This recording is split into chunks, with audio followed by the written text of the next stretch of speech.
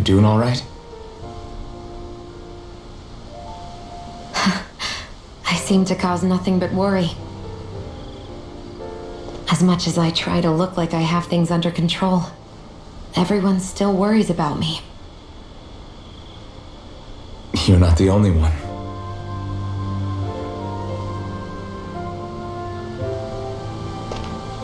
Hey, do you remember the first time you said I was your friend? No? When was that? Sorry, I can't remember. That's okay. It came so naturally to you, I'm not surprised you forgot. I was different back then. The Danans were not even people to me, and I knew I would always be alone. But in that room with Deadheim, when you called me your friend, it just shattered the wall that I'd built up around me. Because until that moment, I'd only seen you as a means to an end. I thought of you as a way to use the blazing sword, and to obtain the Renis Alma.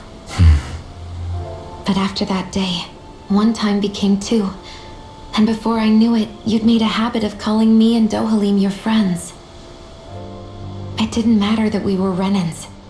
You cared about us as you would any other people. Then, everyone else started to call me their friend too, to think of me as their friend. Before then, I never even dreamed I could have that.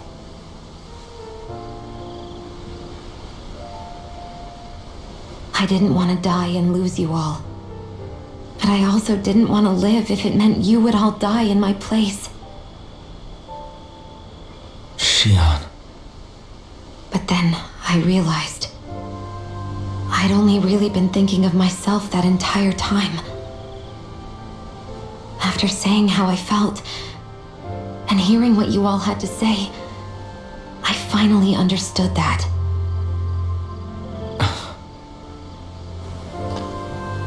Don't worry, it's okay. I'm not planning on dying anymore. I've met too many people along the way who I truly care about to give in now. So I'll fight. For Dana and for myself. I'll fight against my fate to preserve our future. And I'll win, come hell or high water. I don't know how we're going to do it, but I won't let the world end because of me. It's going to be a long, hard road ahead, Shion.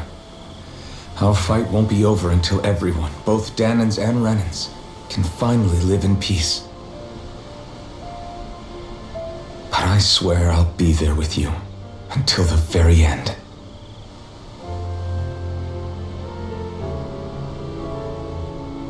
Thank you. Remember what we learned back in Calaglia? There's no wall so high that we can't break it down.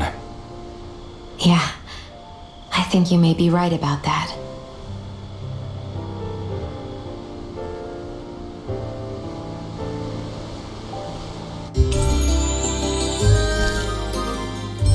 Everyone well rested? Then let's go. We depart for Lennigan.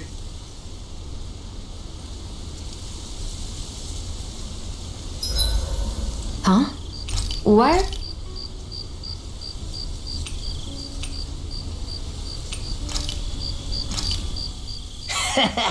That was nothing. Rinwell, mind if we chat a little? What's wrong? You're looking pretty down. Something on your mind? Yeah, you could say that. It's just, well, there's something that's been eating away at me for a long, long time. Do you mind if I share it with you? Of course not. I'm glad to listen. See, my mom and dad used to tell me I shouldn't go around casting magic, but there was one time I did, behind their backs. And when I did, Almadria showed up.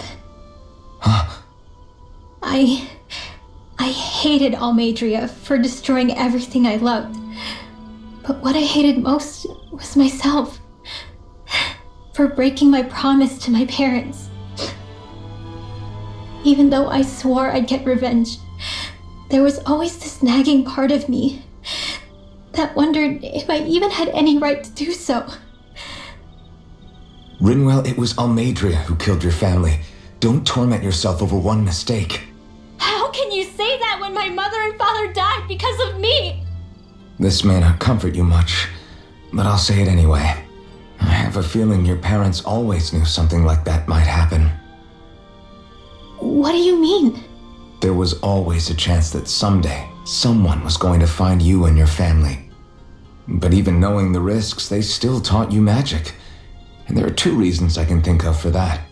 First, your talent. Second, they were hedging their bets.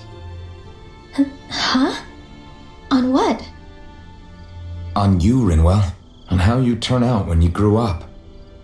Sure, learning magic may invite danger, but it would have been even more dangerous to live in hiding without being able to defend yourself. They knew what they were getting themselves into when they taught you magic. And I think they did it because of how much they loved you. Because my mother and father loved me. Sorry, I know I shouldn't be putting words into your parents' mouths. No, it's okay. I used to think I would have been better off if I never knew how to use magic. And if I'm really honest with myself, sometimes I still think that. But after traveling around with all of you guys, I've learned that there are things I can do with magic. That there's a point to it after all. So I'm going to keep trying. I'm gonna try and accept it as part of who I am. I want to use it to protect my friends. To protect the future of Dana. Do you think that's selfish of me? Not at all. I wouldn't want it any other way with you, Rinwell. Night, everyone!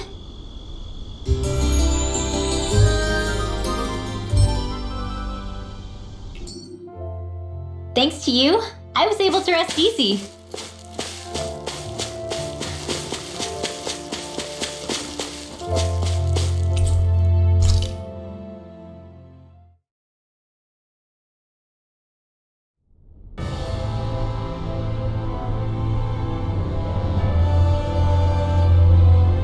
Well, it's the moment of truth. This lady better hold together once we're up in the air. Law, don't say that! You're going to jinx us! Speaking of which, Alphen, this bucket of bolts got a name? A name? You know, I'm not sure she ever had one. I never really thought about it. Well, after all the trouble we went through to find her, we should give her one, right? I was thinking something like... Fall Knights. Huh? It means owl in the ancient tongue. Literally, the one drawn to the skies.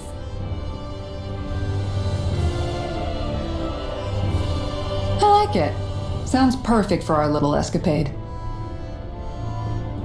Not sure I'm completely convinced, but... well, it's as good a name as any. From now on, she'll be known as the Fall Knights. Okay, people. We have two goals. First, we need to get to Lenegis and make the Renans finally leave Dana alone. And then, we need to figure out the truth behind Shion's thorns and find a way to save her. Sound good? All right, then let's go.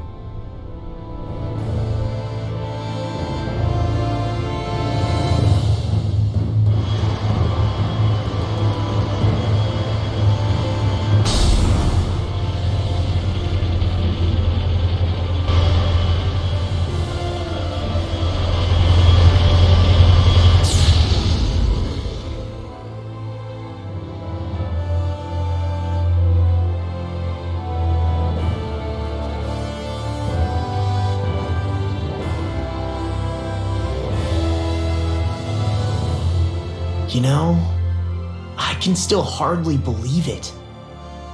Believe what? I mean, just look at it. The whole of existence, crammed inside a tiny frame. Now that you mention it, I guess you're right. It does look more like a painting than a living, breathing world. From up here, all the struggles we've been through feel so insignificant. Nothing like realizing how small you are to put everything into perspective.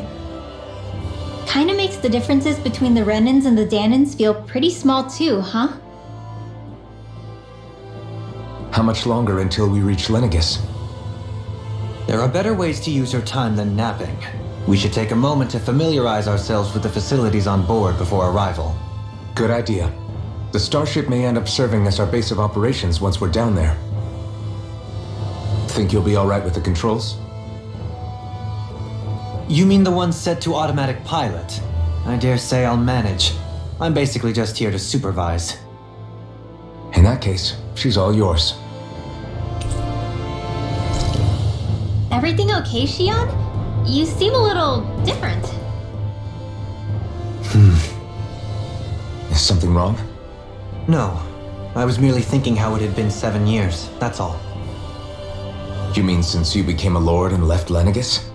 I guess even someone like you can get homesick, huh? I am as prone to sentimentality as any other. Tell me though, you too have a history with Lenegis. A traumatic one, no less. This trip will probably mean facing up to some difficult emotions. Doesn't that frighten you? Well, it is a place where I took the lives of countless people. I'd be lying if I said I hadn't thought about it. But I can't keep running forever. The past is what it is. There's no changing that. But the future's what we make it. I see. Dohalim? Forgive me. I was wrong to pry. We have more pressing matters to address. Come back and speak to me when you've finished looking around the ship.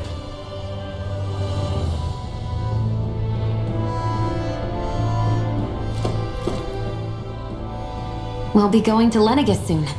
This must feel like a homecoming of sorts to you, huh? What was life on Lenegis like back then? You know, before you came to Dana. Let's just say I don't have many happy memories. I've had thorns my whole life, for as long as I can remember. They called it treatment, but in truth, they were just using me as a guinea pig for their research. You mean they experimented on you? That's right. All I was to them was a riddle to solve. They poked and prodded me, trying to figure out what triggered my thorns or changed the form they took. Day in and day out, every single day, one test after another. I'm still surprised they didn't try to dissect me. The look they gave me whenever one of them touched my skin. How could I forget it? Reeling from the pain, like I was a monster or something. Some existence, huh? A blight on any I touched. Helplessly complicit in their pain. I thought things couldn't get any worse. But then they did. I started to have nightmares, visions of the coming apocalypse. Is it any wonder I lacked a cheery disposition? Unable to so much as touch another soul. Loneliness was my best friend. Sure, I survived, but with the knowledge that one day I'd be swallowed up by oblivion. And that's when it hit me. If I was going to die, then it should mean something. If I have to sacrifice myself to save the world, so be it. I'm sorry. I didn't mean to make you relive that. No, it's fine. I'm in a much better place now. You say it's your destiny to die so that others can live. But why not the other way around? Why shouldn't we be the ones dying to save you? Are you crazy? Why would you sacrifice your life for... That's exactly my point.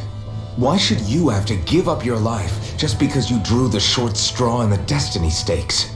How is that even right?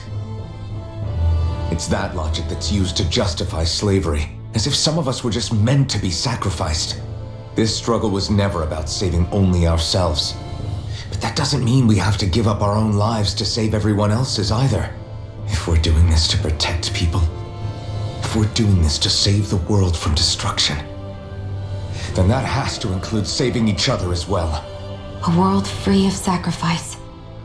That's what you've been fighting for all along, isn't it? Not just me. We're in this together, remember? This fight is yours too, Shion. If we're going to win, everyone has to win. There can be no room for losers in this fight. Now I see it, the true nature of our struggle. A victory without losers. But that means that a Danon victory over Rena can't be the end. Do you think we can pull it off? You bet we can pull it off. We have to. It's the only hope we have of things ever changing. Yeah, you're right. No one's ever changed the future without aiming for the stars. We can do this together.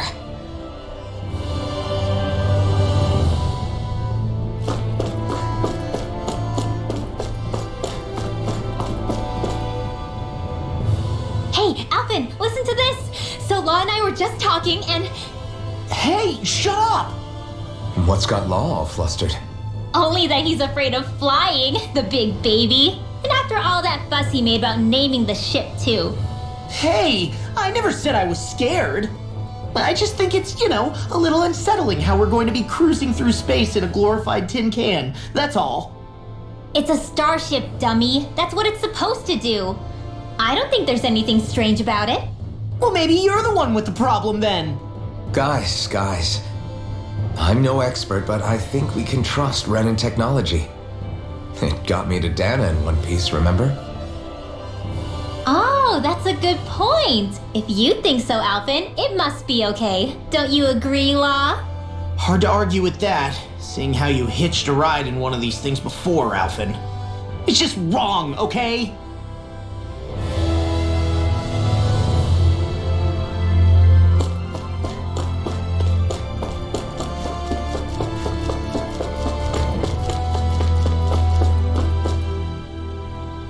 You okay?